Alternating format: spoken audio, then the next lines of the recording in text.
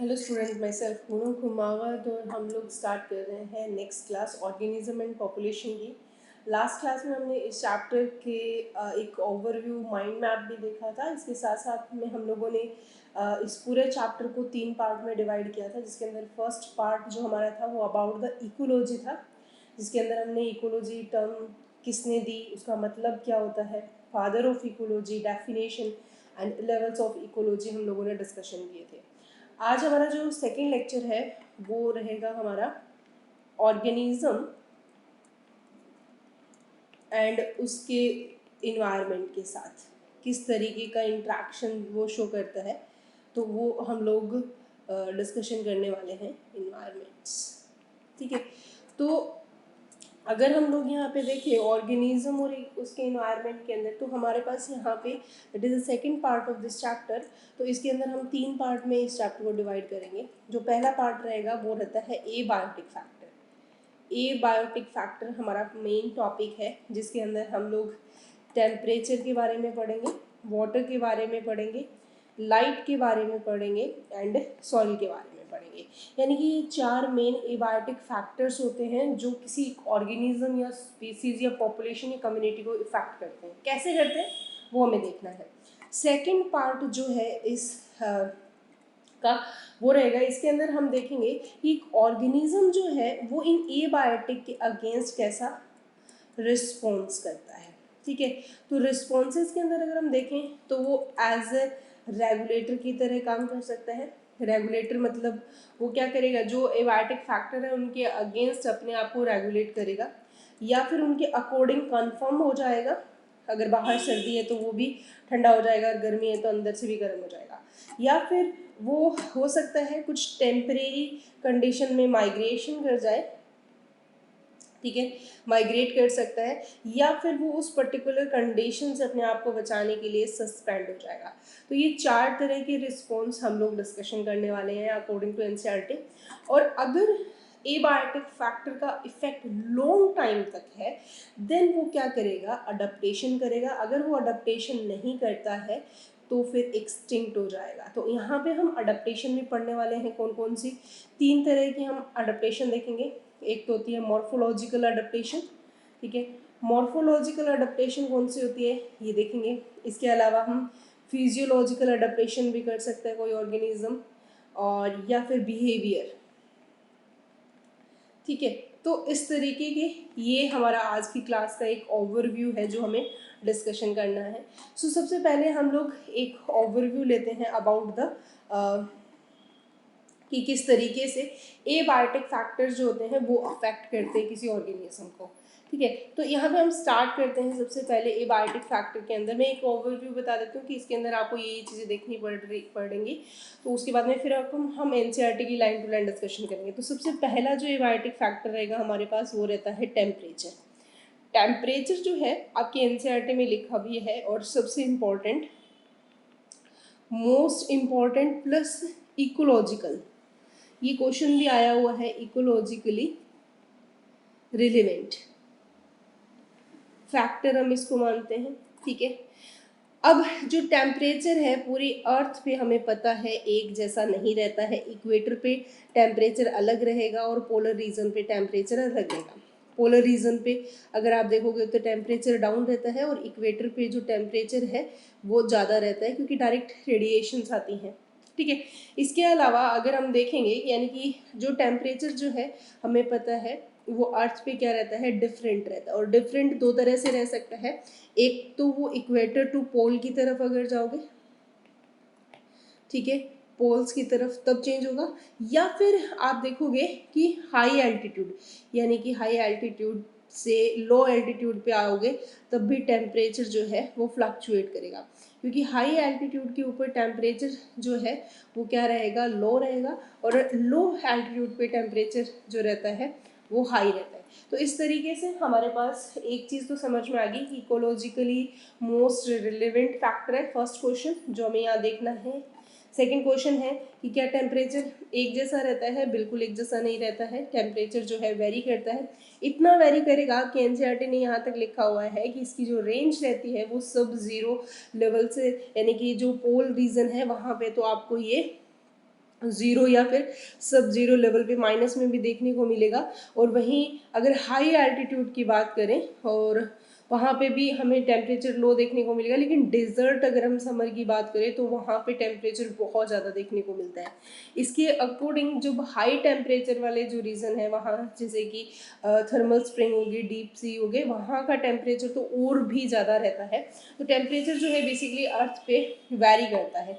इसके बाद हमारे पास ये आता है कि टेम्परेचर का अफेक्ट क्या है, मतलब टेम्परेचर जो है एक लिविंग को, एक ऑर्गेनिज्म को कैसे अफेक्ट करता है। तो ये आपका बोर्ड का बहुत अच्छा क्वेश्चन बन सकता है। तो इस अफेक्ट में 2 पॉइंट आपको सबसे ज़्यादा अच्छे से याद रखने हैं। पहला अफेक्ट तो ये रहता है इसके अंदर कि देखो, जो टेम्परेचर होता है वो अफेक्ट करता है कि इसको काइनेटिक एनर्जी जो होती है एंजाइम्स की, ऑफ एंजाइम्स, ठीक है। यानी कि एंजाइम्स हमें पता है हमारी मेटाबॉलिक रिएक्शन के लिए सबसे ज़्यादा ज़रूरी रहते हैं, ठीक है, और फिजियोलॉजिकल फंक्शन करने के लिए। तो अगर टेम्परेचर बढ़ता है तो एंजाइम्स डिस्ट्रॉय हो जाएंगे, और अगर डाउन होता है तो एंजाइम अपना काम करना बंद कर देंगे। तो दोनों ही केस के अंदर एक लिविंग की मेटाबॉलिक कैपेसिटी ही होती है जो लिविंग को लाइव रखती है, और यहाँ पे एंजाइम्स के ऊपर डायरेक्ट इफेक्ट रहता है टेम्परेचर का। दूसरी बात, टेम्परेचर के अकॉर्डिंग डिस्ट्रीब्यूशन भी हो रहा है। डिस्ट्रीब्यूशन मतलब distribution of plant and animals, ये क्वेश्चन आया हुआ है स्टेटमेंट वाइज। क्या distribution of plant and animals affected by temperature, then answer आएगा यस। एग्जाम्पल से समझ में आती है जी हमें चीज़ें। तो एग्जाम्पल आपके एनसीईआरटी ने 3 एग्जाम्पल दिए हैं। एक तो दे रखा है बच्चों मैंगो ट्री का दिया हुआ है, दूसरा एग्जाम्पल दिया हुआ है स्नो लेपर्ड का, लेपर्ड, ठीक है, एंड थर्ड एग्जाम्पल जो दिया हुआ है वो टूना फिश का दिया है। क्या एग्जाम्पल है? एग्जाम्पल है कि मैंगो ट्री को ग्रो करने के लिए एक टेम्परेचर की ज़रूरत है जो कनाडा और जर्मनी जैसी कंट्री में नहीं मिलेंगे। तो ये मतलब हमें नहीं मिलेंगे कहाँ पे, ना तो कनाडा में मिलेंगे और ना ही जर्मनी में मिलेंगे, क्योंकि वहाँ पे इस कंडीशन का टेम्परेचर ही नहीं है कि वहाँ पे मैंगो ट्री ग्रो कर सके। सेकेंड थिंग, स्नो लेपर्ड जो है वो, स्नो लेपर्ड है तो समझ में आ गया होगा, पोलर या ठंडे इलाकों में मिलेगा। तो वो केरला में तो डेफिनेटली नहीं मिलेगा। तो इसका भी डिस्ट्रीब्यूशन अगर आप देख लो। इसके अलावा ट्यूना फिश जो है वो बहुत ही रेयरली कैप्चर होगी tropical latitude in the ocean. तो ये भी आपको, ये 3 एग्जाम्पल आपके एनसीईआरटी ने दिए हैं। इसके अलावा टेम्परेचर को टॉलरेट करने के लिए, यानी कि ये क्वेश्चन भी आ सकता है, टॉलरेंस टू टेम्परेचर ऑर्गेनिज्म कितने टाइप के होंगे। तो 2 टाइप के ऑर्गेनिज्म ने आपके एनसीईआरटी ने दिया हुआ है। एक तो दे रखा है यूरीथर्मल और एक दे रखा है स्टेनोथर्मल। तो यूरीथर्मल वो ऑर्गेनिज्म होते हैं जो कि हाई या वाइड रेंज ऑफ टेम्परेचर को क्या कर सकते हैं, बर्दाश्त कर सकते हैं। अगर वो, देखो सीधी सी बात, अगर वो हाई टेम्परेचर को बर्दाश्त कर सकते हैं, टॉलरेट कर सकते हैं, तो डेफिनेटली इनका डिस्ट्रीब्यूशन क्या रहेगा, ज़्यादा रहेगा। डिस्ट्रीब्यूशन जो है वो ज़्यादा रहेगा। एग्जाम्पल की बात करें तो मैमल्स, ठीक है। और स्टेनोथर्मल्स कौन से होते हैं? स्टेनोथर्मल हम उनको बोलते हैं जो कि लो या फिर नैरो रेंज जो है ऑफ टेम्परेचर को बर्दाश्त करते हैं। तो इनका डिस्ट्रीब्यूशन लिमिटेड रहेगा। जैसे कि एग्जांपल की बात करें तो पोलर एनिमल्स जो हैं वो एक लिमिटेड एरिया में ही रहते हैं, ठीक है। इसके साथ साथ टेम्परेचर अगर बढ़ता है तो ग्लोबल वार्मिंग होगी। ग्लोबल वार्मिंग से भी डिस्ट्रीब्यूशन ऑफ एनिमल्स क्या होता है, अफेक्ट होता है। तो ये सारी बातें हम लोगों ने देखी। अब इन सबको हम एनसीईआरटी के अकॉर्डिंग देखते हैं। एनसीईआरटी क्या कह रही है? एनसीईआरटी के अंदर अगर हम आएंगे तो हमें देखने को मिलता है मेजर एबायोटिक फैक्टर। अगर हम इसमें आए तो सबसे पहला फैक्टर हमारे पास क्या है, टेम्परेचर। पहला क्वेश्चन ये रहा, most ecologically relevant environmental factor, तो आंसर आएगा टेम्परेचर, ठीक है। और टेम्परेचर जो है वो सीजनली वेरी करता है, डिक्रीज हो जाएगा कहाँ पे, पोलर से, इक्वेटर से हम पोल की तरफ जाएंगे, और या फिर प्लेन से माउंटेन, यानी कि low altitude to high altitude. इसकी जो रेंज है वो सब 0 से लेके और कितनी रह सकती है, लगभग 50 डिग्री सेल्सियस तक ट्रॉपिकल डेजर्ट के अंदर हमें देखने को मिलेगी। एंड इतने हाई टेम्परेचर की वजह से बड़े ही यूनिक तरह के हैबिटाट बनेंगे, जैसे कि थर्मल स्प्रिंग हो गया, डीप सी हाइड्रोथर्मल वेंट्स हो गया, जहाँ का टेम्परेचर एवरेज कितना रहता है। ये क्वेश्चन आया हुआ है कि हाइड्रोथर्मल वेंट्स का टेम्परेचर कितना रहता है, तो लगभग 100 डिग्री। इतने मार्शी इतने हार्श हैबिटाट के अंदर भी लिविंग जो है सर्वाइव करते हैं। कौन से लिविंग? आर्कीबैक्टीरिया हमें जनरली देखने को मिलता है। इसके अलावा टेम्परेचर जो है इफेक्ट करता है डिस्ट्रीब्यूशन पे, दिखा हुआ है हीरा। मैंगो ट्री जो है वो नहीं ग्रो करेंगे टेम्परेट कंट्री में, ये क्वेश्चन आया हुआ है। तो इसका मतलब कनाडा और जर्मनी किस तरह की कंट्री होगी? टेम्परेट कंट्री होगी। स्नो लेपर्ड जो है वो नहीं मिलेंगे हमें केरला के अंदर। ट्यूना फिश जो है वो भी यहाँ पे दी है, rarely catch beyond the tropical latitude in the ocean. ठीक है, इसके अलावा जो मेन सिग्निफिकेंस है टेम्परेचर का एक लिविंग ऑर्गेनिज्म के लिए, तो वो क्या रहता है? वो अफेक्ट करता है काइनेटिक एनर्जी। ठीक है, और kinetic energy of the enzyme, और enzyme is a very important for the our metabolic activity और फिजियोलॉजिकल ऑल्सो। ठीक है, इसके अलावा यहाँ पे टॉलरेंस टेम्परेचर के बिहाफ पे 2 तरह के ऑर्गेनिज्म दिए हैं, जो कि एक यूरीथर्मल कहलाएंगे और एक क्या कहलाएंगे? स्टेनोथर्मल। यूरीथर्मल जो है वाइड रेंज टेम्परेचर, और जो कि ये नैरो रेंज टेम्परेचर को बर्दाश्त करते हैं। ठीक है, इसके अलावा the level of thermal tolerance of different species determine to a large extent their geographical distribution. तो ये भी अभी मैंने आपको बताया कि जो टेम्परेचर है वो बेसिकली जियोग्राफिकल डिस्ट्रीब्यूशन के ऊपर अफेक्ट करता है। यहाँ पे मैंने एग्जांपल आपको बता ही दिए थे कि स्टेनोथर्मल और यूनिथर्मल में कौन कौन से आते हैं। और पिछले कुछ सालों से टेम्परेचर लगातार बढ़ता जा रहा है, तो डेफिनेटली ग्लोबल वार्मिंग भी हो रही है, और ग्लोबल वार्मिंग से डिस्ट्रीब्यूशन पे डेफिनेटली इफेक्ट पड़ेगा कुछ स्पीसीज को छोड़ के।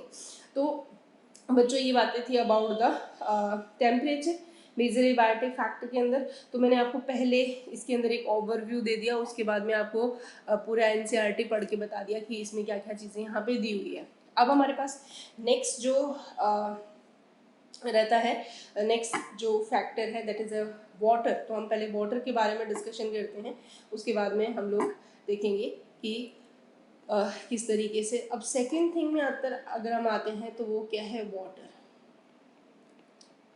ठीक है, वाटर भी एक मोस्ट इम्पॉर्टेंट इन्फ्लुएंसिंग फैक्टर माना जाता है, क्योंकि लाइफ का अगर ओरिजिन की बात करें, ठीक है, या लाइफ जो है इवोल्व हमसे पूछा जाए तो कहाँ होती है? वाटर में होती है। इसके अलावा वाटर की रिक्वायरमेंट लाइफ को इवॉल्व करने के लिए भी है। दूसरा, प्लांट प्रोडक्टिविटी। देखो इकोलॉजी के अंदर हम वर्ड यूज़ करते हैं प्लांट प्रोडक्टिविटी का मतलब क्या है यहाँ पे? फोटोसिंथेसिस। ठीक है, इसके अलावा रिक्वायरमेंट कहाँ रहेगी? प्लांट डिस्ट्रीब्यूशन पे, डिस्ट्रीब्यूशन। ठीक है, इन सारी चीज़ों के लिए हमें किसकी रिक्वायरमेंट रहेगी? वाटर की। ठीक है, इसके अलावा हम देखें कि क्या जहाँ पानी होता है वहीं ऑर्गेनिज्म रहता है? मोस्ट ऑफ केस में ऐसा ही होता है, लेकिन कभी कभी पानी की कमी भी है ऐसी जगह जहाँ, जिसको हम कहते हैं डेजर्ट। डेजर्ट के अंदर भी ऐसा नहीं है कि ऑर्गेनिज्म नहीं रह पाएंगे। ये हैबिटेट हमारे लिए कौन सा रहता है? जीरोफाइट्स। जीरोफाइट्स हैबिटेट के अंदर भी ऑर्गेनिज्म रहेंगे। माना कि इस हैबिटेट के अंदर जो वाटर है इसकी जो प्रेजेंस रहेगी वो काफ़ी कम रहती है, लेकिन ऐसा नहीं है कि वहाँ पे ऑर्गेनिज्म सर्वाइव नहीं कर पाएगा। ऐसी कंडीशन में ऑर्गेनिज्म को रहने के लिए क्या करनी पड़ेगी? स्पेशल अडप्टेशन करनी पड़ेगी।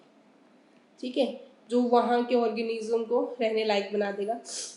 इसके अलावा हमारे माइंड में आता है कि जो एक्वेटिक लाइफ है, यानी कि पानी में, सी ओशियन जो है, यहाँ पे रहने वाले ऑर्गेनिज्म की तो लॉटरी लग गई होगी, क्योंकि वहाँ पे तो बहुत ही सारा पानी है, तो वहाँ पे तो उनको कोई प्रॉब्लम फेस ही नहीं करनी पड़ेगी, क्योंकि पानी लाइफ को ओरिजिन करती है। तो ऐसा नहीं है, यहाँ पे amount of water is not important.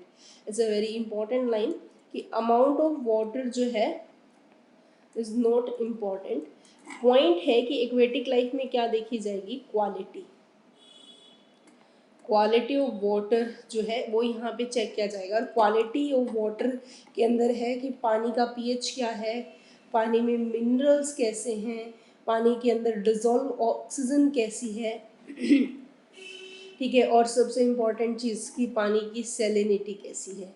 Salinity word एक ऐसा वर्ड है जिसके ऊपर बहुत अच्छे क्वेश्चंस बनते हैं। तो मैं पहले आपको सैलिनिटी के बारे में बता रही हूँ कि सैलिनिटी क्या होती है। देखो सैलिनिटी जो है इसका मतलब होता है salt concentration presence in a water, यानी कि सॉल्ट कितना है इन वाटर, वो क्या कहलाता है, सोल्ट कंसंट्रेशन।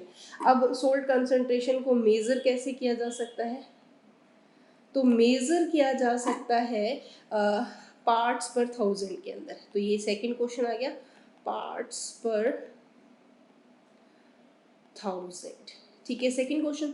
थर्ड क्वेश्चन है कि सैलिनिटी सबकी बताई हुई है, तो आपके यहाँ पे जो एनसीईआरटी ने 3 तरह के पानी की सैलिनिटी आपको बता रखी है। एक तो बता रखी है फ्रेश वाटर की सैलिनिटी, एक बता रखी है मेराइन वाटर की सैलिनिटी, और एक हाइपर लेगून्स लेगून्स ठीक है, या फिर डेड सी, या आप बोल सकते हैं हम डेड सी की। तो ये आपके कॉलम मैच में क्वेश्चन आ सकता है। ठीक है, तो फ्रेश वाटर की सैलिनिटी लेस देन बताई है, लेस देन 5 ppt पार्ट्स पर थाउजेंड, और मेराइन की 30 to 35 ppt बता रखी है, और मोर देन 100 ppt बता रखी है आपकी हाइपरलैगून की। तो ये इस तरीके के क्वेश्चन जो है हमारे सामने रहते हैं। इसके अलावा सबसे इम्पॉर्टेंट चीज़, जब पानी के अंदर इतना ज़्यादा नमक रहता है या सॉल्ट की प्रेजेंस रहती है तो वो एक्वेटिक एनिमल्स को डेफिनेटली अफेक्ट करेंगे। ठीक है, देखो ऐसा नहीं है सॉल्ट की प्रेजेंस सॉइल के अंदर नहीं होगी, ये भी हमारे दिमाग में आता है क्वेश्चन कि जो सैलिनिटी है,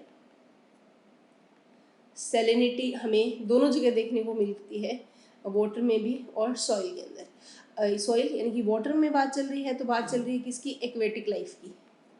ठीक है, एक्वेटिक लाइफ की। और अगर सॉइल के अंदर बात चल रही है तो यहाँ पे हमारे पास क्वेश्चन आ जाएगा तो फिर लैंड ऑर्गेनिज्म की या लैंड लाइफ की। तो बच्चों लैंड लाइफ के अंदर अगर सॉइल के अंदर है तो वहाँ पे इस हाई अमाउंट ऑफ सॉल्ट को रेगुलेट करने के लिए कौन बैठा रहता है, ऑस्मो रेगुलेशन जैसी प्रोसेस होती रहती है। ऑस्मो रेगुलेशन मतलब बैलेंस करना वाटर एंड सॉल्ट को। ठीक है, बॉडी फ्लूइड के अंदर। तो ये अगर मैमल्स की बात करें तो किडनी बहुत अच्छे से ये काम करना जानती है। ठीक है, तो आपको पहले तो पता होना चाहिए इसका मतलब क्या है। इसका मतलब होता है कि रेगुलेट करना किसको, the level of salt and water done in किसके अंदर, बॉडी फ्लूइड में। कौन करता है, किडनी कर देती है जी हमारे अंदर। तो लेकिन अगर हम बात कर रहे हैं एक्वेटिक लाइफ की, एक्वेटिक लाइफ के अंदर हम वर्ड यूज करते हैं ऑस्मेटिक प्रॉब्लम। उनको क्या फेस करनी पड़ती है बच्चों, ऑस्मेटिक प्रॉब्लम को फेस करना पड़ता है। ऑस्मेटिक प्रॉब्लम का मतलब क्या हुआ, देखो मैं यहाँ पे ऑस्मेटिक प्रॉब्लम आपको बताती हूँ।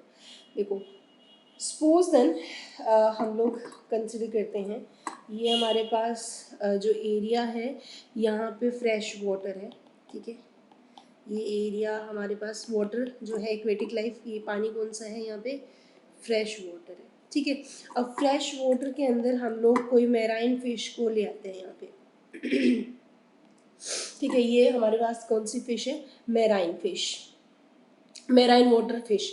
तो अब ऐसे केस के अंदर आपको पता है पानी इसके अंदर जाएगा, क्योंकि अब क्यों जाएगा आपको भी पता है, यहाँ पे सोल्ट का कंसंट्रेशन ज़्यादा है, यहाँ पे सोल्ट कंसंट्रेशन कम है, पानी का कंसंट्रेशन यहाँ ज़्यादा है, यहाँ पे पानी कम है। तो अब पानी क्या करेगा, इस फिश के अंदर जाने की कोशिश करेगा। ठीक है, और जिससे ये फिश क्या हो जाएगी, स्वेलअप हो जाएगी। ठीक है, अब इस ऑस्मेटिक प्रॉब्लम को सॉल्व कैसे किया जाएगा, देखो सरवाइव करना है तो सॉल्व करना पड़ेगा। सॉल्व करने के लिए इन मछलियों के अंदर यानी कि इन फिशेस के अंदर आयनोसाइट सेल्स होती हैं। आयनोसाइट सेल्स जो होती हैं वो लूज करते रहते हैं आयंस और सैलिनिटी को, यानी कि एक्टिवली लूज करती है, या यूँ बोलें कि इनको बैलेंस करके रहती है। तो ये यहाँ पे फिर भी फ्रेश वाटर के अंदर सर्वाइव कर सकती है। सेकेंड प्रॉब्लम अगर हम बात करें, सॉरी सेकेंड प्रॉब्लम में हम आएंगे तो हमारे पास ये जो रहता है ये कौन सा है, मेराइन वाटर। अगर आप मेराइन वाटर के अंदर कोई फिश लेके आते हैं हम लोग, फ्रेश वाटर फिश, ये कौन सी है, फ्रेश वाटर फिश, तो यहाँ पे डिहाइड्रेशन हो जाएगा। डिहाइड्रेशन मतलब जो भाई पानी इस मछली के अंदर होगा और वो डिहाइड्रेट हो जाएगी, जिसकी वजह से ये यहाँ पे नोट सरवाइव नहीं कर पाएगी। तो इस तरह की यहाँ पे जो प्रॉब्लम है वो फेस करनी पड़ती है। ऑस्मेटिक प्रॉब्लम को सॉल्व करने के लिए या तो आइनोसाइट्स इज रिस्पॉन्सिबल, या फिर आप लिख सकते हो ऑस्मेटिक प्रॉब्लम को सॉल्व किया जा सकता है कॉन्ट्रेक्टाइल वैक्यूल से भी। क्वेश्चन आया हुआ है नीट के अंदर कि osmotic problem can be solve by, तो ऑप्शन में आपको बोथ मिलेगा, आइनोसाइट भी मिलेगा और कॉन्ट्रेक्टाइल वैक्यूल भी मिलेगा। इसके अलावा कुछ ऑर्गेनिज्म ऐसे होते हैं जो उनके पास टॉलरेंस पावर होती है सैलिनिटी को, तो इसके अकॉर्डिंग तुम्हारी एनसीईआरटी ने दिया है कि ऐसे ऑर्गेनिज्म जो टॉलरेंस कर सकते हैं किसको, सैलिनिटी को, तो वो दो तरह के होंगे। एक तो होंगे यूरी हेलाइन और एक हमें मिलेंगे स्टेनो हेलाइन। ठीक है, यूरी हेलाइन वो ऑर्गेनिज्म होंगे जो सरवाइव कर पाएंगे वाइड रेंज ऑफ सैलिनिटी, जबकि स्टेनो हेलाइन जो है वो wide range of narrow range of salinity के अंदर भी सर्वाइव कर पाएंगे। तो इस तरह की इम्पॉर्टेंट सेगमेंट जो है वो आपके एनसीईआरटी ने अबाउट द वाटर दे रखा है। तो एनसीईआरटी में आप देखोगे कि वाटर जो है एक अनदर इम्पॉर्टेंट फैक्टर है जो कि लाइफ को इन्फ्लुएंस करता है। लाइफ का ओरिजिन अगर हम बात करें तो वाटर में ही है, बिना वाटर की लाइफ पॉसिबल नहीं है। पूरे अर्थ पे एक जैसा पानी मिले इट्स नॉट पॉसिबल, बहुत कम भी मिलेगा, जैसे कि डेजर्ट में। यहाँ पे रहने वाले ऑर्गेनिज्म को क्या करनी पड़ेगी, स्पेशल अडेप्टेशन, तभी वो वहाँ पे रह पाएंगे। प्लांट की प्रोडक्टिविटी यानी कि फोटोसिंथेसिस एंड उनका डिस्ट्रीब्यूशन भी डिपेंड करता है किस पे, पानी पे। You might think the organism living in ocean, lake and river, इनको कभी कोई प्रॉब्लम फेस नहीं करनी पड़ेगी, लेकिन ऐसा सही नहीं है, क्योंकि एक्वेटिक ऑर्गेनिज्म के लिए क्वांटिटी मायने नहीं रखती है, क्वालिटी मायने रखती है। क्वालिटी मतलब केमिकल कॉम्पोजिशन क्या है वाटर का, तो ये बहुत इंपॉर्टेंट है। पानी के अंदर अगर सॉल्ट कंसनट्रेशन ज़्यादा है तो उसको हम वर्ड यूज़ करते हैं सैलिनिटी, और उसको मेजर किया जाता है पार्ट्स पर थाउजेंड से। ये क्वेश्चन आया हुआ है, पार्ट पर 1000 लिखा जाएगा, पार्ट्स पर 100 लिखा जाएगा, इस तरीके से, तो आपको चेक करना होगा। यहाँ पे आपके एनसीईआरटी ने दे रखा है कि जो फ्रेश वाटर होता है, सी वाटर है और हाइपर सैलाइन लेग्यूम्स हैं, यहाँ पे जो सैलिनिटी का रेंज क्या है ये आपको याद करना पड़ेगा। कुछ ऑर्गेनिज्म ऐसे होते हैं जो हाई सैलिनिटी को बर्दाश्त कर सकते हैं, यूरी हेलाइंस बोला जाता है, और जो नैरो रेंज को उनको स्टेनो हेलाइंस बोला जाता है। बहुत सारे ऐसे फ्रेश वाटर एनिमल्स हैं जो नहीं सरवाइव कर पाएंगे सी वाटर में, क्योंकि डिहाइड्रेट हो जाएंगे, और वहीं उनको बहुत सारी ऑस्मेटिक प्रॉब्लम को भी फेस करना पड़ेगा, और उनको सॉल्व करने के लिए आइनोसाइट सेल्स या कॉन्ट्रेक्टाइल वैक्यूम रिस्पॉन्सिबल है। मैं यहाँ पे आपको नीट रिलेटेड एक्स्ट्रा पॉइंट भी बता रही हूँ, बोर्ड के क्वेश्चन भी बता रही हूँ। अब हमारे पास नेक्स्ट जो फैक्टर आता है दैट इज ए लाइट। तो अब हम लोग डिस्कशन करते हैं अबाउट द लाइट। ठीक है, लाइट की अगर हम बात करें, लाइट भी एक बहुत ही इम्पॉर्टेंट फैक्टर है जो कि हमें देखने को मिलता है, लाइट। ठीक है, अब लाइट जो है वो सनलाइट हमें पता है सोर्स ऑफ, अगर हमसे पूछा जाए कि सोर्स ऑफ एनर्जी या सोर्स ऑफ लाइट हमारे पास क्या रहता है, तो आंसर आएगा सन। ठीक है, और सन लाइट जो है वो किसके साथ मैचिंग शो करेगी, किसके इक्वलेंट मानी जाती है, related with the temperature. Sunlight ज़्यादा होगी, टेम्परेचर हाई, सनलाइट कम तो लो। ठीक है, अब क्वेश्चन आता है कि जो लाइट है वो कैसे अफेक्ट्स करती है किसको, प्लांट को और एनिमल को। ये आपके बोर्ड के क्वेश्चंस बन रहे हैं बच्चों, आपको बहुत ध्यान से इनको नोट करना पड़ेगा कि right the effect of light on plant and animals. तो आपकी एनसीईआरटी ने बोला है कि भाई प्लांट के केस के अंदर अगर आप आओगे तो प्लांट के अंदर तो आपको क्या क्या देखने को मिलेगी, पहला पॉइंट प्रोडक्टिविटी, प्रोडक्टिविटी। ठीक है, प्रोडक्टिविटी मैं पहले ही बता चुकी हूँ। यहाँ पे इकोलॉजी के अंदर फोटोसिंथेसिस को हम प्रोडक्टिविटी यूज से यू करते हैं। दूसरा, लाइट अफेक्ट करेगी opening and closing of the stomata, opening and closing of stomata. तीसरा आपको यहाँ पे फोटोप्रिडिज्म, फोटोप्रिडिज्म,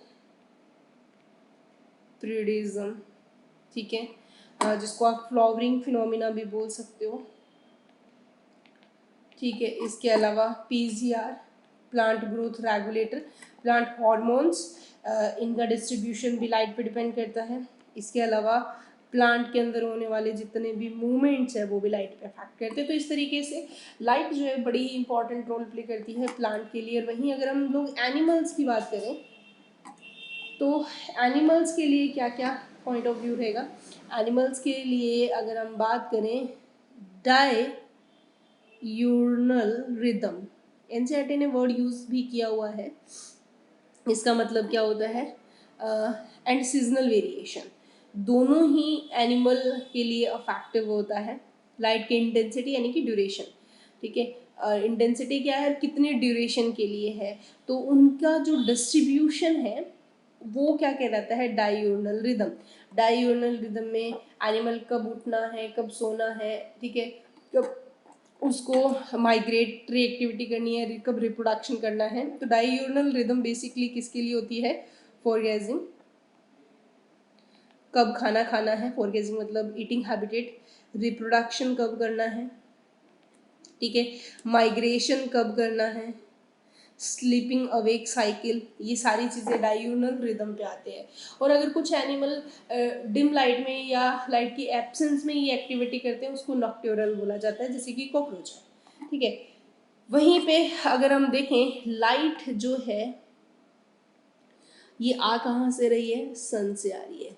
और सन से जो एक स्पेशल क्वालिटी वाली लाइट जो है एक प्लांट लाइफ के लिए या हमारी लाइफ के लिए रिस्पॉन्सिबल होते हैं, यानी कि सनलाइट की हमें क्या देखनी पड़ेगी, स्पेक्ट्रल क्वालिटी, ठीक है। स्पेक्ट्रल क्वालिटी जो है अगर हम वो बात करें तो वो हमें मिलेगी पार।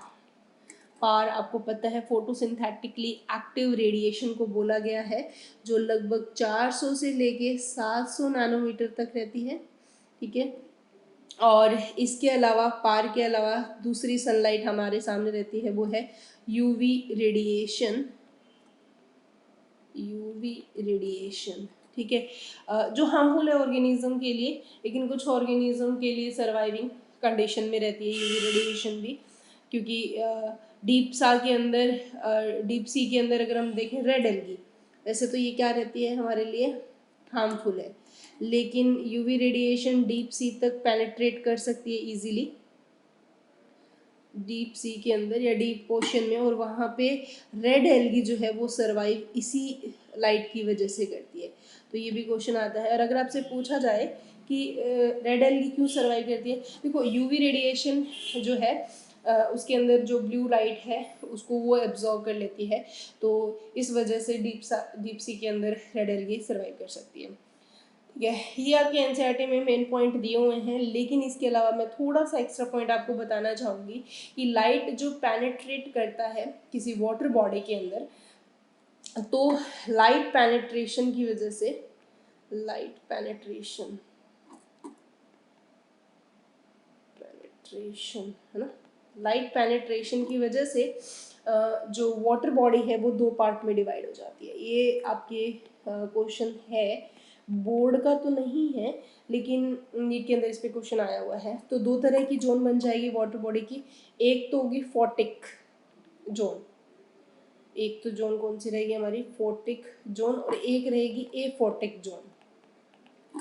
फोटिक जोन वो जहाँ पे लाइट की प्रेजेंस रहेगी, और एफोटिक जो वो जहाँ पे लाइट की क्या रहेगी, एब्सेंस रहेगी, ठीक है। तो इस तरीके से लाइट पेनिट्रेशन जब वाटर बॉडी में करती है तो दो तरह की जोन हमें देखने को मिलती है। एफोटिक जोन के अंदर लाइट नहीं रहती है, जबकि फोटिक जोन के अंदर लाइट रहती है। फोटिक जोन के अंदर हम लिटरल जोन, लेमेंटिक जोन, ये सारी जोन कंसिडर करते हैं, जो हमारे फाउंडेशन लेवल लेक्चर्स में आपको ये समझने को मिलेंगे। तो अभी हम लोग देखते हैं कि एनसीईआरटी इसके बारे में क्या कह रही है।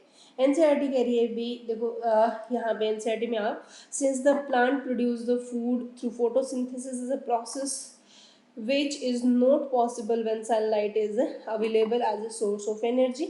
ठीक है, हम लोग यहाँ पे बहुत अच्छे से समझ सकते हैं लाइट की इम्पोर्टेंस लिविंग ऑर्गेनिज्म के लिए बहुत ही ज़्यादा ज़रूरी है। और सबसे पहले अगर पर्टिकुलर बात करें तो ऑटोट्रॉफ्स के लिए many species of small plant herb shrubs जो है वो अडप्टेड होते हैं फोटोसिंथेसिस एक कम लाइट की रेंज में करने के लिए, क्योंकि उन्होंने अडप्टेशन शो कर ली, क्योंकि वो नीचे रहते हैं, बड़े पेड़ों के नीचे, उनके शेडो में रहते हैं, तो कोनोपाइट ट्री के नीचे रहते हैं, तो वो अडप्टेड है। यानी कि हमेशा बहुत स्ट्रॉन्ग लाइट चाहिए, 400 से 700 नैनोमीटर की लाइट हो तभी फोटोसिंथेसिस करे, ऐसा ज़रूरी नहीं है। कुछ ऐसे प्लांट भी हैं जो कि सनलाइट पे डिपेंड करते हैं फोटो पीरियडिक यानी फ्लॉवरिंग रिक्वायरमेंट के लिए। इनफैक्ट एनिमल भी लाइट पे डिपेंड रहता है। डायूर्नल और सीजनल वेरिएशन जो लाइट की इंटेंसिटी और ड्यूरेशन पे आती है, तो उसकी जो फोर ग्रेजिंग यानी कि ईटिंग हैबिटेट है, रिप्रोडक्शन है, माइग्रेटरी एक्टिविटी है, वो रेगुलेट की जाती है। सनलाइट की जो अवेलेबिलिटी है लैंड पे ये डिपेंड करती है टेम्परेचर के साथ भी, क्योंकि अगर ज़्यादा होगा तो टेम्परेचर बढ़ जाएगा, कम है तो डाउन हो जाएगा। डीप सी के अंदर या ओशन के अंदर बात करें तो यहाँ पे डार्कर रीजन रहता है और यहाँ पे पार लाइट नहीं पहुँच पाती है, तो यहाँ पे कौन सी लाइट जाएगी,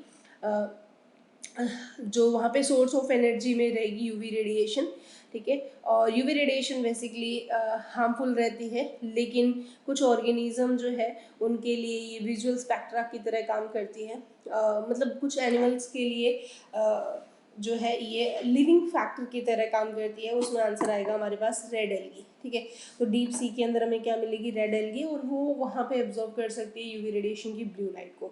तो ये सारी बातें मैंने आपको पहले समझा भी दी है, एनसीईआरटी में पढ़ा दी है। होप सो आपको बहुत सारी चीज़ें बहुत अच्छे से क्लियर हो रही होंगी। अगर फिर भी कोई प्रॉब्लम है तो आप कमेंट में मेंशन कर सकते हैं, उसके बाद में हम डिस्कशन करेंगे। अभी हमारी क्लास का लास्ट टॉपिक है, आज हम लोग सिर्फ एबायोटिक फैक्टर के बारे में डिस्कशन करेंगे। नेक्स्ट क्लास में हम देखेंगे रिस्पॉन्स टू एबायोटिक फैक्टर।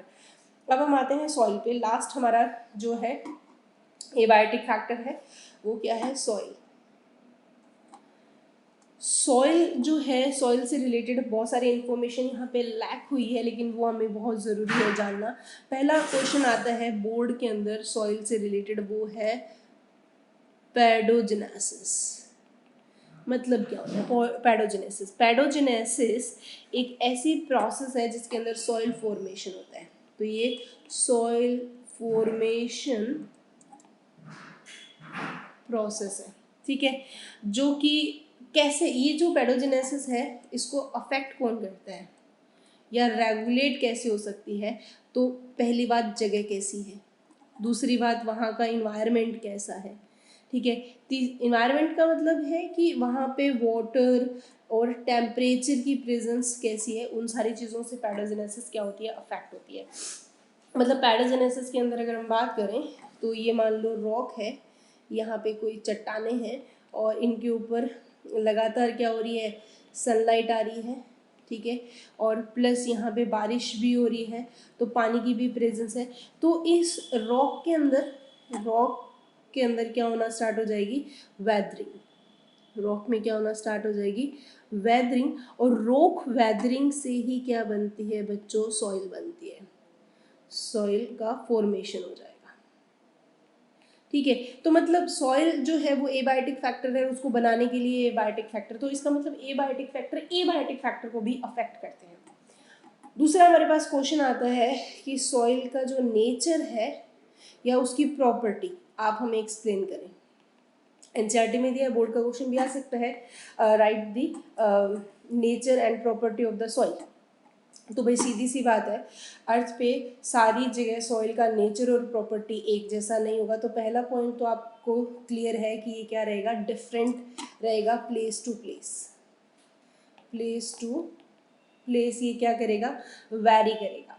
ठीक है, अब सॉइल का जो नेचर है और प्रॉपर्टी है वो किसके ऊपर डिपेंड कर रही है, तो ये भी क्वेश्चन आ सकता है। तो डिपेंड करेगी वहाँ पे क्लाइमेटिक कंडीशन कैसी है। ठीक है, पहला पॉइंट। दूसरा, वहाँ पे वेदरिंग किस स्पीड से और कैसे हो रही है, वेदरिंग प्रोसेस कैसे हो रही है। ठीक है। और तीसरा पॉइंट कि वेदर सॉइल ट्रांसपोर्ट हो रही है या सेडिमेंट हो रही है, वहीं पे रुक रही है तो डेफिनेटली वहाँ पे सॉइल जल्दी बन जाएगी, और अगर वो ट्रांसपोर्ट हो रही है, वहाँ से निकल के नीचे की तरफ शिफ्ट हो रही है, मान लो कोई पहाड़ है वहाँ पे, तो वहाँ पे तो कभी ऊपर की एरिया में तो सॉइल बन ही नहीं पाएगी ना। तो सॉइल वहाँ पे सॉइल जो है वो कैसी है, ट्रांसपोर्ट हो रही है या सेडिमेंट्री है, ठीक है। तो ये और उसका डेवलपमेंट कैसा हो रहा है, सॉइल का जो डेवलपमेंट कैसा हो रहा है, ये सारी चीज़ें जो है वो नेचर डिपेंड करता है सॉइल की नेचर और के साथ, ठीक है। इसके बाद में आपसे क्वेश्चन आता है that is a characteristics, is a very important question, right the characteristics of the soil. Board का क्वेश्चन रहता है, कैरेक्टरिस्टिक्स आपको बतानी होती है। पहली कैरेक्टरिस्टिक्स होती है सॉइल कॉम्पोजिशन, कि सॉइल का कॉम्पोजिशन कैसा है। सॉइल कॉम्पोजिशन के अंदर आ जाएगा कि सॉइल का जो ग्रेन है यानी कि उसका पार्टिकल कैसा है, सॉइल के अंदर ऑर्गेनिक मैटर कैसे हैं, ठीक है, सॉइल की पीएच कैसी है, सॉइल में मिनरल कैसे हैं, सॉइल के अंदर एयर कैसा है, तो इस तरह की सॉइल के अंदर वाटर होल्डिंग कैपेसिटी कैसी है, दैट इज वाटर की प्रेजेंस कैसी है, तो ये सारी चीज़ें हमारे पास रहती है सॉइल का कॉम्पोजिशन। बेस्ट सॉइल अगर आपसे पूछी जाए कौन सी मानी जाती है तो लोमी सॉइल को हम सबसे बेस्ट सॉइल मानते हैं क्योंकि उसका कॉम्पोजिशन सबसे परफेक्ट होता है। दूसरा आप लिखोगे परकोलेशन। परकोलेशन का मतलब क्या होता है बच्चों, मतलब परकोलेशन का मतलब ये है amount of water move downward through the soil under gravitational force, मतलब ये पानी, ये सॉइल है और सॉइल के अंदर जो वाटर है वो किस स्पीड से नीचे की तरफ जा रहा है, किसके अकॉर्डिंग, ग्रेविटेशनल फोर्स के अकॉर्डिंग, ठीक है। तो परकोलेशन का मतलब हो गया amount of water move downward through the soil किसके अंडर, ग्रेविटेशनल फोर्स के अंडर, ठीक है। तो वो होता है percolation power of the soil. कुछ परकोलेट बहुत जल्दी कर देता है, कुछ देखो पानी आया सॉइल में और फटाक से नीचे चला गया तो कोई मतलब ही नहीं रहा ना उस सॉइल का, तो इसलिए। और थर्ड जो फीचर है हमारे सामने वो रहता है water holding capacity. Water holding capacity मतलब सीधी सी बात है कितना वाटर होल्ड कर सकता है, यानी कि amount of water hold by soil particle, ठीक है।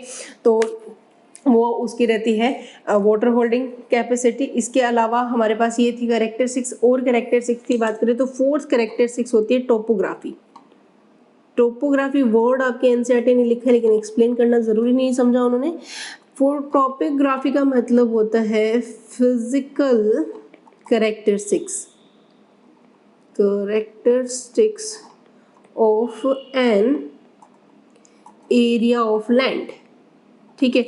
जैसे कि फिजिकल कैरेक्टरिस्टिक्स का मतलब है कहीं तो रिवर है लैंड में, कहीं प्लेन है, ठीक है, कहीं माउंटेन है, तो यहाँ पे सॉइल की क्वालिटी, क्वांटिटी, कैरेक्टरिस्टिक्स सब चेंज हो जाएगा, वो क्या कहलाती है, टोपोग्राफी, ठीक है। अब क्वेश्चन लास्ट हमारे पास बनता है सॉइल से रिलेटेड कि जो सॉइल की प्रेजेंस है, सॉइल के फीचर्स है वो कैसे अफेक्ट करते हैं, लिविंग्स के ऊपर कैसे अफेक्ट पड़ेंगे। तो देखो भाई, टाइप्स ऑफ वेजिटेशन, प्लांट कब कहाँ कैसे उगेंगे ये डिसाइड कौन करेगा, सॉइल। डेजर्ट में अलग तरह के प्लांट होते हैं, टेम्परेट में अलग तरह के, ग्रासलैंड में अलग तरह के। दूसरा अफेक्ट रहेगा टाइप्स ऑफ एनिमल, यानी कि डेफिनेटली डिस्ट्रीब्यूशन पे तो इफेक्ट पड़ेगा ही, ठीक है। तो इस तरीके से ये हमें, और थर्ड जो बेंथिक एनिमल्स है उनका डिस्ट्रीब्यूशन, बेंथिक एनिमल्स मतलब एक सी का वो रीजन जहाँ लाइट नहीं जाती है, बिल्कुल बॉटम का पार्ट, उसको हम बेंथिक एरिया बोलते हैं। और बेंथिक एनिमल्स की प्रेजेंस भी डिसाइड करती है सॉइल, क्योंकि बेनेथिक एरिया के अंदर जो वहाँ की सॉइल है उसकी क्वालिटी अलग रहती है। तो ये सब कुछ था अबाउट द सॉइल। अब हम लोग आते हैं एनसीईआरटी क्या कह रही है सॉइल के बारे में। सॉइल का नेचर और property of the soil different place में क्या होती है, अलग होती है, बिल्कुल सही बात है। ये किस पे डिपेंड करती है, वहाँ पे क्लाइमेट, वेदरिंग प्रोसेस पे, और सॉइल कितनी ट्रांसपोर्ट हो रही है, कितनी रुक रही है, उसका डेवलपमेंट कैसा होता है। ये क्वेश्चन है बच्चों आपके बोर्ड के सीधे। वेरियस कैरेक्टरिस्टिक्स बताओ सॉइल की, तो क्वेश्चन आ जाएगा, आंसर आ जाएगा सॉइल कॉम्पोजिशन क्या है, उसका ग्रेन साइज क्या है, एग्रीगेशन, डिटर्मिनेशन, परकोलेशन पावर कैसी है, वाटर होल्डिंग कैपेसिटी कैसी है। These are the characteristics of the soil. इसके अलावा सॉइल के और कैरेक्टरिस्टिक्स में पैरामीटर आ जाएंगे, पीएच क्या है, मिनरल, टोपोग्राफी जो है वो क्या है। ये सारी चीज़ें अफेक्ट करती है वेजिटेशन के ऊपर कि कहाँ पे कितने तरह के प्लांट वेजिटेट करेंगे। इसके अलावा टाइप्स ऑफ एनिमल्स को भी ये सपोर्ट करती है, उनका डिस्ट्रीब्यूशन। इसके अलावा एक्वेटिक एनवायरनमेंट के अंदर भी सॉइल का बहुत ही इंपॉर्टेंट कैरेक्टरिस्टिक्स रहता है to determine the type of benthic animal they can thrive there. तो इस तरीके से बच्चों आज के हमने क्लास के अंदर 4 तरह के एबायोटिक फैक्टर्स को बहुत अच्छे से समझा है। उसके एक ओवरव्यू समझ के हमने एनसीईआरटी को भी पढ़ा है। तो यहाँ पे मैंने पूरी कोशिश की है कि बोर्ड लेवल से लेके नीट लेवल की एक लाइन टू लाइन क्वेश्चन आपके सामने रखने की। इसके अलावा फिर भी अगर आपको कोई भी प्रॉब्लम है तो प्लीज़ आप कमेंट करें, मैं डेफिनेटली उसके आंसर करूँगी आपको। सो नेक्स्ट क्लास में हम मिलते हैं कि इन एबायोटिक फैक्टर के अगेंस्ट प्लांट या एनिमल या ऑर्गेनिज्म कैसे रिस्पॉन्ड करता है। तब तक के लिए stay happy, keep studying, thank you.